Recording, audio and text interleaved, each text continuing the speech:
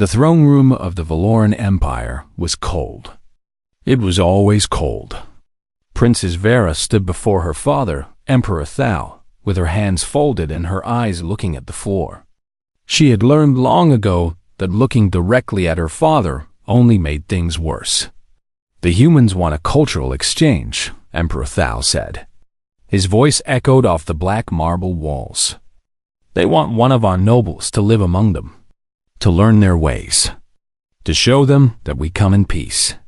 Vera said nothing. She knew her father was not finished. "I have decided to send you." The words hit her like ice water. Around the throne room, she heard soft laughter. Her brother, Prince Kale, stood near the window. He was smiling. The advisors and nobles who filled the room were trying to hide their amusement, but Vera could see it in their eyes. Of course, they would send her. Who else? In the Valoran Empire, a woman's worth was measured by her ability to produce children. Strong children. Healthy children who would carry on the family bloodline and serve the empire. Vera could not do this. She was born broken. The doctors had told her parents when she was just a baby. Her body could not create life. She was infertile. For 32 years, Vera had lived with this shame. She was the third daughter of the emperor, but she might as well have been a servant. Her sisters had married powerful lords. They had children. They had purpose. Vera had nothing but empty rooms and pitying looks. Now her father was sending her to live with humans. The humans were a young species.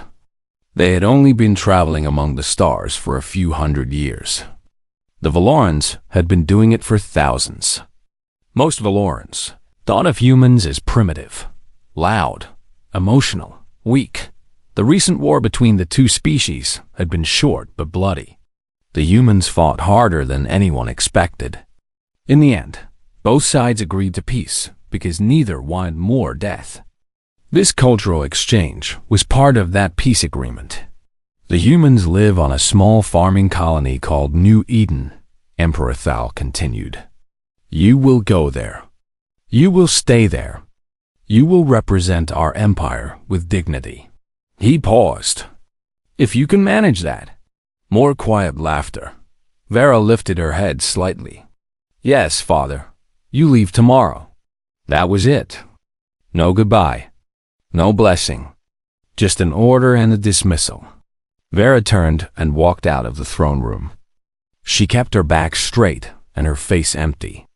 She would not give them the satisfaction of seeing her cry. In the hallway, Prince Kale caught up with her. He grabbed her arm and pulled her close. His smile was cruel. Finally, he whispered, we are rid of you. Go live with the animals, sister. Maybe they will not notice that you are useless. Vera pulled her arm free.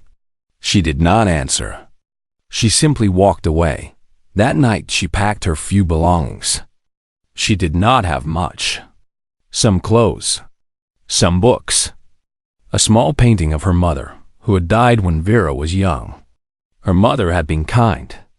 Vera remembered soft hands and gentle words. She wondered sometimes if her mother would have treated her differently than her father did. Probably not. In the Valoran Empire, children were everything. A woman who could not have them was nothing. The ship that carried Vera to New Eden was fast but not comfortable. She spent most of the journey alone in her small cabin, staring out the window at the stars. She thought about what waited for her on this human colony. She expected dirt, noise, strange food, strange customs. Primitive people who would look at her with suspicion. She expected misery. When the ship landed on New Eden, Vera stepped out in the bright sunlight. The air was warm and smelled like growing things. Green plants stretched in every direction. The sky was a soft blue with white clouds drifting slowly across it. It was nothing like the cold, dark cities of her homeworld. A man was waiting for her. He was human. Average height. Brown hair. Simple clothes. He had a kind face with lines around his eyes that suggested he smiled often. Princess Vera? He asked. Yes. I am Daniel Carter. I will be your liaison during your stay here. Welcome to New Eden. He held out his hand. Vera stared at it. On her world, touching a member of the royal family without permission was a crime. But Daniel did not seem to know this. Or maybe he did not care. Slowly, Vera reached out and took his hand. His grip was warm and firm. Thank you, she said. Daniel smiled. You must be tired from your journey. Let me show you to your home. It is not fancy, but I think you will be comfortable. He led her through the colony. Vera watched everything with careful eyes. The buildings were simple, made of wood and stone. Nothing like the towering metal structures of her world. People walked by and waved at Daniel. Some of them looked at Vera with curiosity, but no one seemed afraid or hostile. This is a farming colony, Daniel explained as they walked. We grow food here, vegetables, fruits, grains. We send it to other human colonies that cannot grow their own. You are a farmer? Vera asked. I am an engineer. I fix things, machines, water systems, whatever needs fixing. He glanced at her. Do you have engineers on your world? Yes, but they are not. They do not walk with princesses. Daniel laughed. It was a warm sound. Well, I am sorry to disappoint you. I am afraid I am the best New Eden has to offer. Vera did not know what to say to that. No one had ever joked with her before. Not like this. Not without cruelty hiding behind the words. They arrived at a small house near the edge of the colony. It had a wooden porch and windows with white curtains. Flowers grew in boxes beneath the windows, red and yellow and purple. This is yours, Daniel said. I live just down the road. If you need anything, day or night, you come find me. Okay. Vera looked at the little house. It was smaller than her closet back home, but something about it felt different. It felt warm. Thank you, Daniel Carter. Just Daniel is fine. He smiled again. Get some rest, princess. Tomorrow, I will show you around properly. I think you might like it here. He walked away, leaving Vera alone on the porch of her new home. She stood there for a long time, looking at the flowers and the green fields and the blue sky. Her father had sent her here as a punishment. Her brother had called it exile. The whole Valoran court had laughed at her. But standing there in the warm sunlight, Vera did not feel punished. She felt something else, something she could not name. For the first time in 32 years, she felt like maybe, just maybe, things could be different. 3 months passed on New Eden, and Vera began to understand that humans were very strange creatures. They touched each other constantly. A hand on a shoulder, a pat on the back, hugs between friends, hugs between strangers. They touched when they were happy. They touched when they were sad. They touched for no reason at all. On Vera's world, touch was rare. It was reserved for formal occasions or private moments. To touch someone without good reason was considered rude. But humans did not seem to care about such rules. They reached out to each other like it was the most natural thing in the world. Daniel was the worst of them all. He touched everything. He ruffled the hair of children who ran past him on the street. He clapped his friends on the shoulder when he greeted them. Once, when Vera tripped on a stone path, he caught her arm to steady her and did not let go until he was sure she was fine. Sorry, he said when he saw her surprised face. I did not mean to grab you. Are you hurt? No, Vera said. I am fine. On my world, we do not touch so easily. Daniel nodded slowly. I will try to remember that. But I cannot promise anything. Humans are huggers. It is in our nature. Vera found herself smiling. She was doing that more often lately, smiling. It felt strange on her face. Like a muscle, She had forgotten how to use. Daniel took her everywhere in those first months. He showed her the farms where long rows of vegetables grew under the sun. He took her to the school where human children learned reading and numbers and science. He brought her to the community hall, where the whole colony gathered once a week to share food and stories. The community dinners confused Vera most of all. Everyone came. Farmers and engineers and teachers and children. They sat at long tables and passed dishes back and forth. They talked and laughed and argued about small things. No one seemed to care about status or rank. A farmer sat next to the colony governor. A child interrupted an adult without being punished. "This is chaos," Vera said to Daniel one evening. Daniel laughed. "This is family. But you are not related. These people are not your blood." "No, but they are my people. We take care of each other. That makes us family." Vera did not understand. On her world, family meant blood. It meant genetics. It meant duty and obligation and the endless pressure to produce more children to continue the line. Family was not something warm. It was something cold and heavy that pressed down on you until you could barely breathe. But these humans had made something different. They had made family out of choice. One afternoon, Vera watched a human mother with her sick child. The little girl had a fever. "Nothing serious," Daniel said. "Just a common illness that would pass in a few days." But the mother sat with her daughter for hours. She held the child close. She sang soft songs. She wiped the sweat from the girl's forehead with a cool cloth. Vera stood in the doorway of the medical building, unable to look away. "Why does she stay?"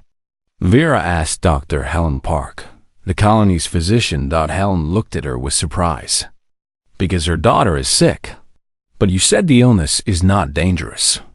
The child will recover." "Yes, but she is uncomfortable now. She is scared. Her mother wants to be there for her." Vera thought about her own childhood. When she was sick, servants cared for her. Her father never came. Her mother had died when Vera was young. Her sisters had their own lives, their own children. No one had ever sat with Vera and held her hand and sang soft songs. Something inside her chest began to ache.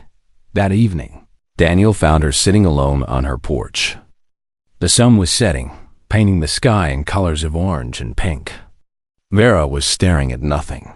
"You look sad," Daniel said. He sat down next to her on the steps. Not too close. He had learned to give her space. "Want to talk about it?"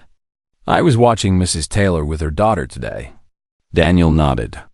"Little Emma, she has a cold.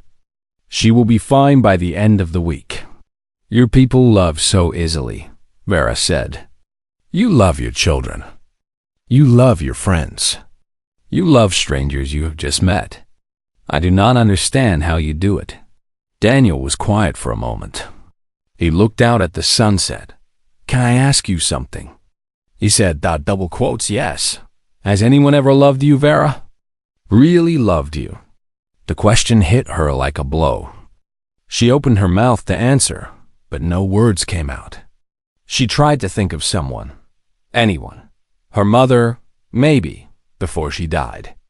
But Vera had been so young. She could barely remember. "I do not know," she finally said. Her voice was barely a whisper. Daniel turned to look at her. His eyes were soft. "I think that is the saddest thing I've ever heard." Vera felt tears burning in her eyes. She blinked them back. Princesses did not cry. But she was so tired of being a princess. She was so tired of being cold. "Why do you care so much?" she asked. "Your lives are so short. You live, what, 80 years? 100 if you are lucky? We Valorans live for centuries. Why do you invest so much in things that will end?" Daniel smiled gently. "Maybe that is exactly why we care so much. We do not have time to waste on being cold." The tears spilled over. Vera could not stop them. She had not cried in years, but now the tears came like a flood. She put her face in her hands and wept. Daniel did not touch her. He did not try to comfort her with words. He just sat there, close but not too close, letting her feel whatever she needed to feel. When the tears finally stopped, Vera lifted her head. The sun had gone down. Stars were appearing in the darkening sky. "I am sorry," she said. "That was shameful." "No," Daniel said firmly. "That was human." Vera looked at him. This strange, kind man who fixed broken machines, and smiled too easily, and called an entire colony his family. "I am not human," she said. "No, but maybe you could learn." He stood up and held out his hand to her. "Come on, Mrs. Chun. Made too much soup tonight. She asked me to bring some to you. It is still warm." Vera looked at his hand. Then she reached out and took it.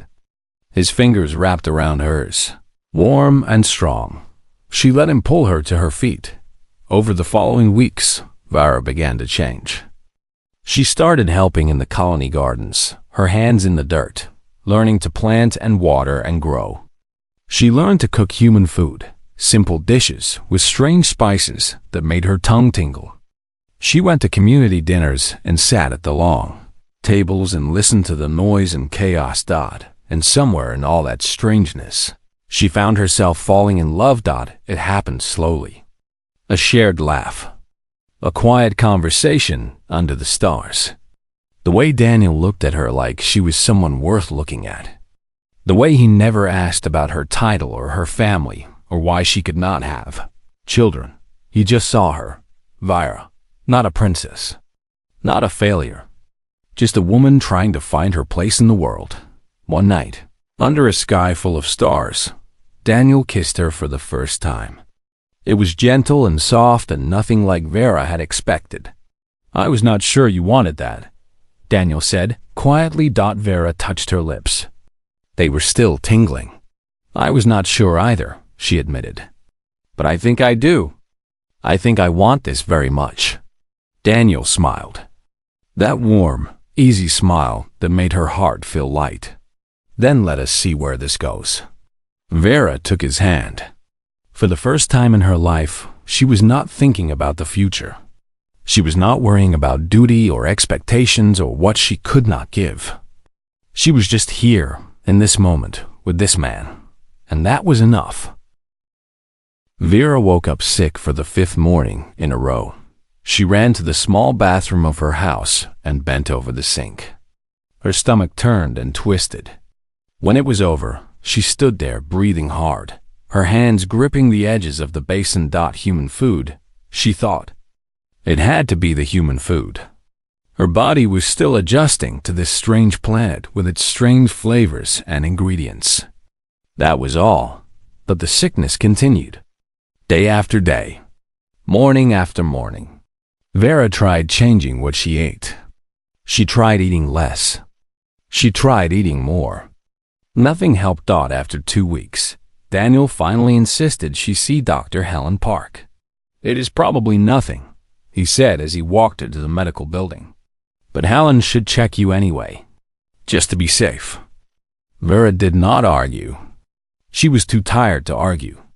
The sickness was draining her energy.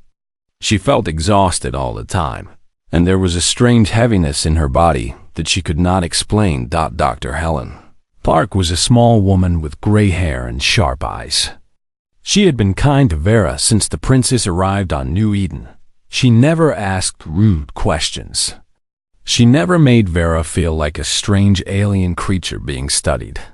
"Tell me your symptoms," Helen said, preparing her medical scanner. Vera described everything. The morning sickness, the tiredness, the heaviness, the strange aches in her lower body. Helen listened carefully, nodding along. "I'm going to run some tests," Helen said. "Just basic scans. It will not hurt." She ran the scanner over Vera's body. Numbers and images appeared on her screen. Helen looked at them, frowned, and ran the scan again. Then a third time. Then a fourth. Is something wrong? Vera asked. Her heart was beating faster. Is it serious? Helen did not answer. She was staring at her screen with wide eyes. Her mouth was slightly open. Doctor? Vera's voice shook. Please, tell me what is wrong. Helen looked up slowly. There were tears in her eyes. Princess Vera, she said softly. You are pregnant. The world stopped. Vera heard the words, but they did not make sense. They could not make sense. She was infertile. She had been infertile since birth. The doctors on her homeworld had examined her hundreds of times. They had used the most advanced technology in the galaxy. They had all said the same thing. She could not have children. Her body was broken. She was useless. That is impossible, Vera whispered. I ran the test 4 times, Helen said. I thought it was a mistake too. But it is not a mistake. You are carrying a child. The baby is healthy. About 8 weeks along, by my estimate. Vera's hands went to her stomach. She pressed against the flat surface, feeling nothing but her own skin. But somewhere inside her, if Helen was right, there was life. New life. How? Vera asked. How is this possible? My own doctors said I could never. Helen sat down heavily in her chair. She looked as shocked as Vera felt. I have a theory, she said slowly. But I need to explain something about human biology first. Vera nodded. She could not speak. Her throat was too tight. Valoran genetics are very precise, Helen began. Your species has spent thousands of years perfecting your DNA, removing flaws, eliminating weaknesses. Your genetic code is clean and organized and exact. Yes, that is why they knew I was broken from birth. My genetics are flawed. Exactly. But human genetics are different.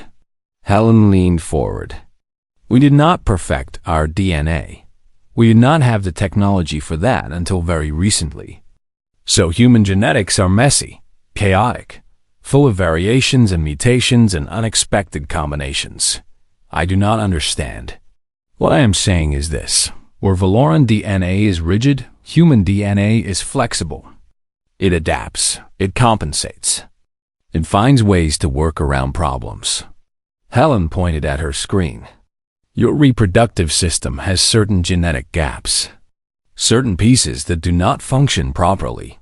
On your world, with a Valoran partner, those gaps would remain empty. But Daniel's DNA is different. His human genetics filled in those gaps. They adapted to work with your body in ways that Valoran DNA could not. Vera stared at her. You are saying that Daniel's humanity fix me? I am saying that you were never broken, Helen said gently. You just needed the right partner. And humans, with all our messy, chaotic genetics, turned out to be that partner. Vera began to cry. She did not try to stop the tears this time. She let them fall freely down her face. For 32 years, she had been told she was worthless. A failure. A disappointment. She had accepted it as truth. She had believed that she was missing something essential, something that made a woman valuable. But she was not broken. She had never been broken. She had just been waiting for someone whose love could reach places no one else could reach. I need to tell Daniel, she said through her tears. Helen smiled and handed her a tissue. He is in the waiting room. He has been pacing back and forth since you came in. I think he wore a hole in my floor. Vera wiped her face. She stood up on shaking legs and walked to the door. When she opened it, Daniel was there. His face was pale with worry. What is wrong? He asked immediately. What did Helen say? Are you sick? Vera looked at this man. This kind, gentle, stubborn man who had shown her what love could be.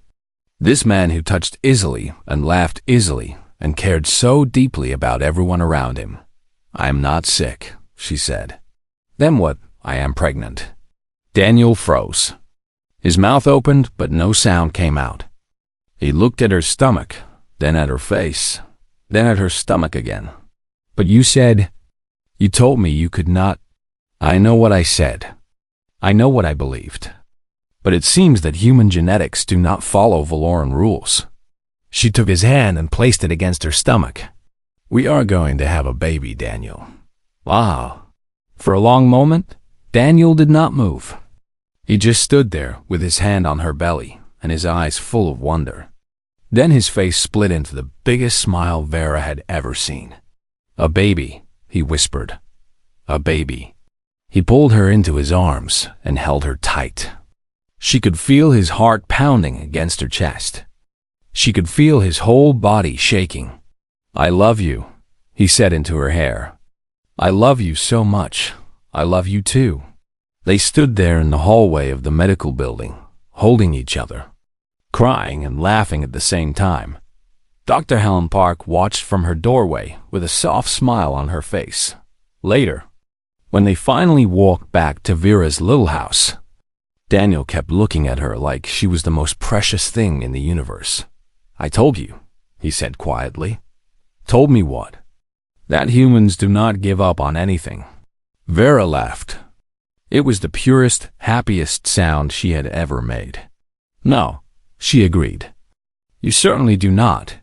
That night, they sat on the porch together, watching the stars come out. Vera leaned against Daniel's shoulder. His arm was wrapped around her, warm and protective. What happens now? She asked. Now we have a baby. We raise a family. We build a life together. My father will find out eventually. My people will hear about this. Daniel's arm tightened around her. Let them hear. Let the whole galaxy hear. You are not their princess anymore. You are mine, and this child is ours. Vera closed her eyes. For the first time in her life, she was not afraid of the future. Whatever came next, she would not face it alone. She had Daniel. She had her baby. She had a home. And that was more than she had ever dared to dream. The news reached the Valoran Empire like a thunderbolt. Princess Vera, the infertile one, the embarrassment, the daughter sent away as a joke, was carrying a child. A half-human child. A child with royal blood. Emperor Thal received the message in his throne room. He read it 3 times before he believed it. Then he threw the datapad across the room and watched it shatter against the wall. This is impossible, he said. Apparently not, Father. Prince Kale stood near the window, his face twisted with anger. Apparently the humans have found a way to do what our doctors could not. Emperor Thal sat down heavily on his throne. His mind was racing. Vera pregnant. Vera with a child. A child who carried royal blood. Even if that blood was mixed with human genetics, the political implications were staggering. If that child is born, Kale said slowly, it will have a claim to the throne. A weak claim, yes, but a claim. The child is half-human. No one would accept a half-breed on the throne. Are you certain of that? Kale moved closer to his father. The common people already whisper about Vera. They say she was treated unfairly. They say she was cast out because of something she could not control. Now she has a child. A miracle child. Do you not think they will use that against us? Emperor Thal was silent. He had not considered how the common people might react. He had not needed to.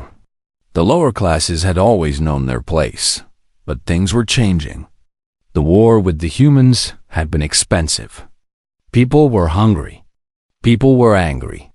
If they heard that the emperor had thrown away his own daughter and she had found happiness anyway, found a way to do what everyone said was impossible. We must bring her back, Emperor Thal said. She will not come. She has already refused your messages. Then we will make her come. Kale smiled. It was a cold, cruel smile. Let me handle this, Father. I will bring our dear sister home. 3 weeks later, a Valorn warship appeared in the sky above New Eden. Vera saw it from her garden. She had been planting flowers, human flowers with bright colors and sweet smells. Her hands were covered in dirt. Her belly was starting to show, just a little curve beneath her dress. She stood up slowly, her eyes fixed on the dark ship hovering above the clouds. Vera! Daniel came running from the house. His face was pale. There is a ship. A Valoran ship. They are demanding to speak with you. I know. What do we do? Vera wiped the dirt from her hands. Her heart was pounding, but her voice was steady. We see what they want. They walked together to the center of the colony. A crowd had already gathered. The humans of New Eden stood in clusters, looking up at the sky with fear and confusion. Many of them had lost friends and family in the war. The sight of a Valoran warship brought back terrible memories. A shuttle descended from the warship. It landed in the main square, and the doors opened. Prince Kale stepped out, followed by a dozen armed soldiers. He looked exactly as Vara remembered. Tall, handsome, cold. He wore his royal armor, polished to a shine. A ceremonial sword hung at his hip. He looked at the gathered humans like they were insects. Then his eyes found Vera. "Sister," he said, "you look well. Better than I expected, considering the company you have been keeping. What do you want, Kale?" "Father wants you to come home. He has forgiven your choices. He is willing to accept you back into the family." Vera almost laughed. "Forgiven me? For what? For being sent here against my will? For finding happiness in the place you exiled me to? For shaming the family?" Kale stepped closer. His soldiers followed. "For breeding with an animal." Daniel moved forward, but Vera put her hand on his arm. "I am not coming with you," she said to her brother. "I was not asking." Kale raised his hand. His soldiers lifted their weapons.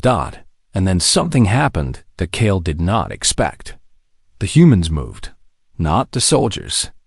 There were no soldiers on New Eden, just farmers and engineers and teachers and children. But they moved.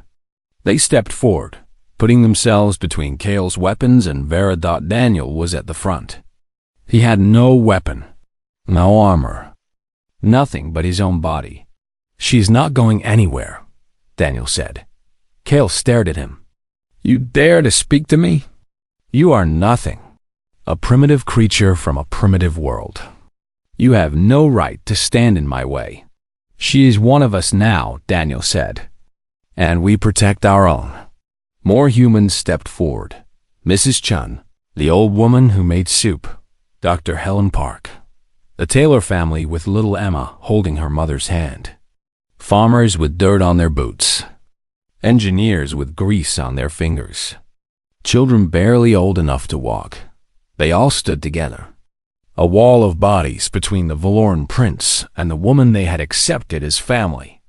Kale looked at them with disgust. "You would die for her? This woman you have known for less than a year?" "Yes," Daniel said simply. "Without hesitation," added Mrs. Chun. "She is our friend," said little Emma, her small voice carrying clearly in the silence. Kale's face twisted with confusion. He did not understand. On his world, people did not sacrifice themselves for others. They did not stand against power. They obeyed or they were destroyed. But these humans were not obeying. These farmers and engineers and teachers were looking at armed soldiers and refusing to move. "You fought us in the war," Daniel said quietly. "You know what humans can do when they are protecting something they love.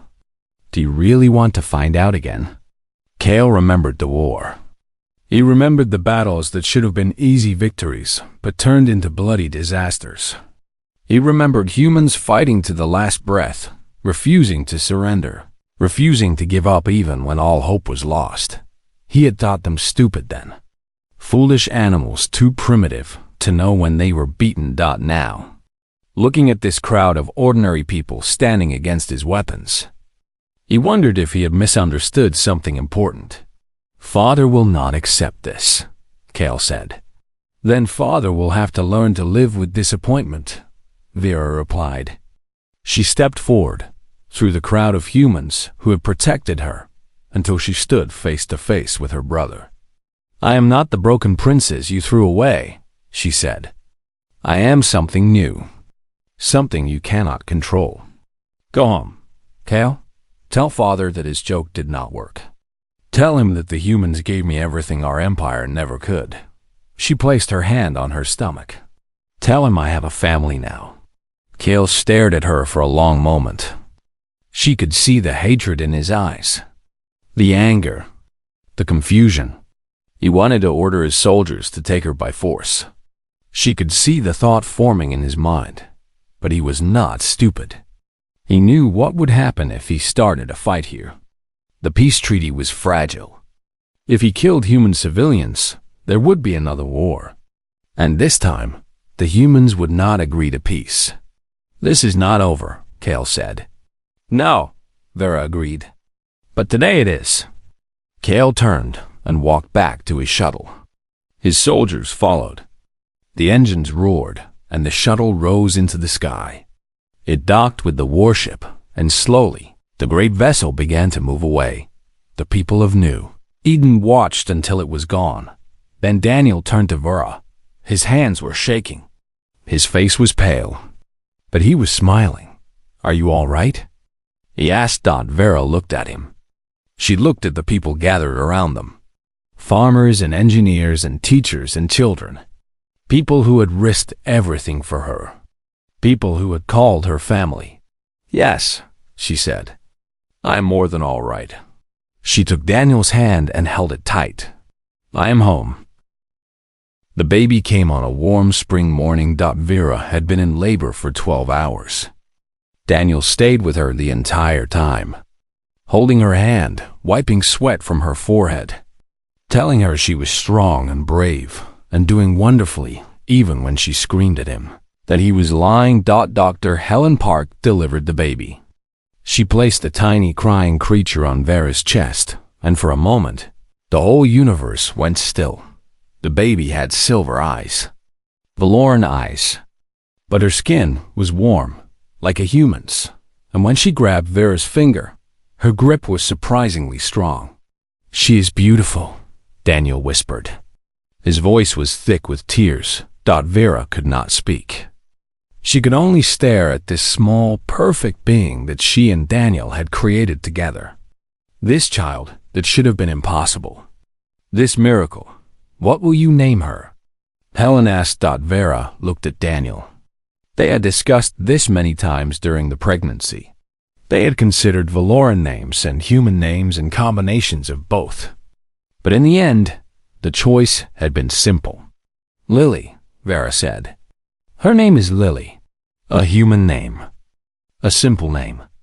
A name for a girl who would bridge two worlds. The news of the birth spread quickly. First through New Eden, where people celebrated with food and music and dancing in the streets. Then to other human colonies. Then, eventually, to the Valoran Empire itself. Princess Vera had given birth to a daughter. A healthy, beautiful daughter. A child of two species. A symbol of something new. The reaction in the Valoran Empire was complicated. Emperor Thal officially denounced the child as an abomination. He declared that Vera was no longer part of the royal family.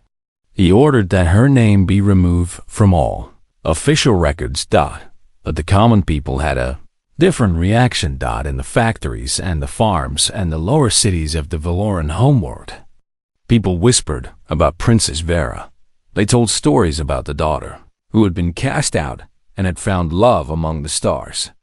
They spoke of the impossible child, proof that even the broken could become whole. And they began to ask questions. If Vera could have a child with a human, what did that mean for other Valoran women? The ones who had been declared infertile. The ones who had been told they were worthless. The ones who lived in shame and silence because their bodies did not work the way the Empire demanded. What if they were not broken either? What if they were just waiting for the right partner? Slowly, Carefully, some of these women began reaching out to the human colonies. They came as refugees, as travelers, as seekers of something they could not name. Some of them found human partners. Some of them fell in love. Some of them had children of their own. The Valoran Empire tried to stop it. They closed borders. They banned travel. They threatened punishment for anyone who spoke of humans with anything but contempt. But you cannot stop love. You cannot stop hope. You cannot stop people from wanting something better than what they have been given. 1 year after Lily was born, Emperor Thal died. Some said it was a heart attack. Some said it was the stress of watching his empire begin to crack. Some whispered that it was simply the weight of his own cruelty finally crushing him. Prince Kale took the throne, but his reign was troubled from the start. People no longer trusted the royal family. They no longer believed the old stories about human primitiveness and Valoran superiority. They had seen too much. They knew too much. Under pressure from the noble houses and the common people alike, Kale was forced to make changes. He reopened the borders. He allowed travel to human colonies. He officially recognized Vera's marriage and her daughter's legitimacy. He did not do these things because he wanted to. He did them because he had no choice. Vera did not care about the politics. She did not care about thrones or empires or the struggles for power happening light years away. She had everything she needed right here on New Eden. She had Daniel, who still smiled too easily and laughed too loudly and touched everyone he met. She had Lily, who grew bigger every day, learning to crawl and then to walk and then to run through the gardens that Vera had planted. She had her community, the farmers who brought her vegetables, the engineers who fixed her water heater when it broke, the teachers who were already planning lessons for when Lily was old enough for school, the children who came to play with the baby and called Vera Auntie. Even though she was an alien princess from another world, she had family, real family, the kind that was chosen, not given.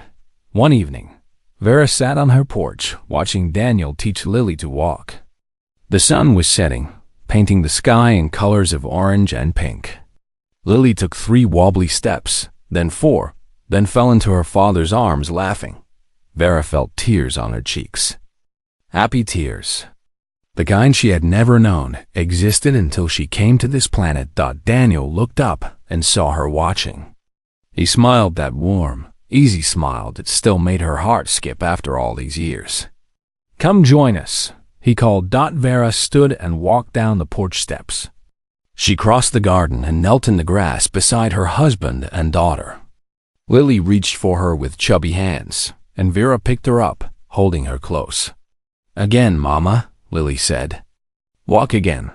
In a moment, little one. Vera looked at Daniel. His hair was getting gray at the temples. Lines were forming around his eyes. Humans age so quickly. She would outlive him by centuries, but that did not matter. What mattered was now. What mattered was this moment, this family, this life they had built together. Thank you, Vera said quietly. Daniel raised an eyebrow. For what? For seeing me. When everyone else saw a broken princess, you saw a person.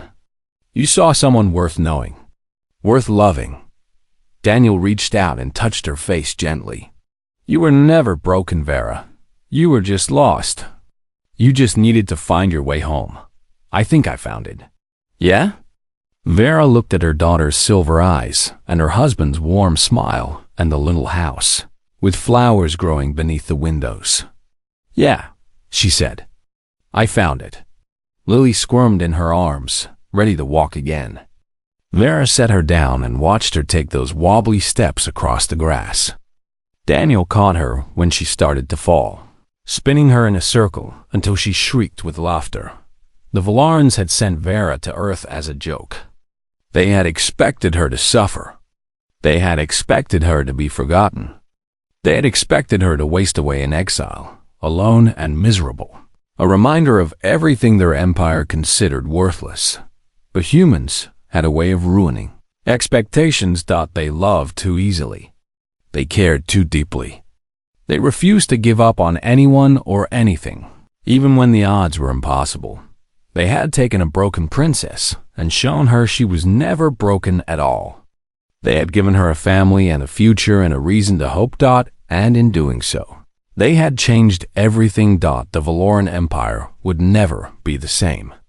The galaxy would never be the same. Because one small colony of farmers and engineers and teachers had stood together and said, "She is one of us now, and we protect our own." That was the thing about humans. Their lives were short. Their bodies were fragile. Their technology was nothing special, but their hearts were stronger than any weapon. Their love was more powerful than any empire. And their stubborn refusal to accept the impossible had a way of making miracles happen. Vara watched her daughter run through the garden, chasing a butterfly with silver wings. She had spent 32 years being told she was worthless. It had taken one kind human and one small colony to show her that she was worth everything. And that, she thought, was the most human thing of all.